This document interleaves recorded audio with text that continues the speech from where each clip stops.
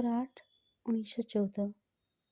କର୍ମ ମଧ୍ୟରେ ଯେଉଁ ଆନନ୍ଦ, ତାହାର ପ୍ରତିପୂରଣ ଓ ସାମ୍ୟ ରକ୍ଷା କରେ, ଅନ୍ୟ ଦିଗରେ ସକଳ କର୍ମ ନିବୃତ୍ତି ମଧ୍ୟରେ ରହିଛି ଯେଉଁ ବୃହତ୍ତର ଆନନ୍ଦ।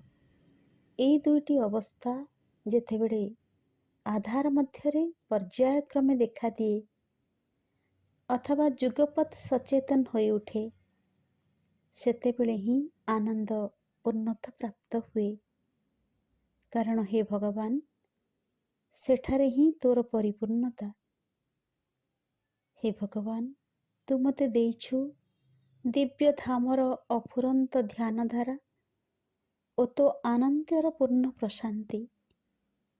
ଆଉ ସର୍ବସିଦ୍ଧିଦାତ୍ରୀ ମା ଭଗବତୀଙ୍କ ସଙ୍ଗେ ମୋତେ ଏକାତ୍ମ କରି ଧରିଛୁ, ଯେପରି ମୁଁ ସର୍ବଦା ଜାଗ୍ରତ ରହିପାରେ ଏବଂ ତାଙ୍କର ପରମା ଶକ୍ତିର ଅଂଶ ରୂପେ କର୍ମ କରିଚାଲିପାରେ।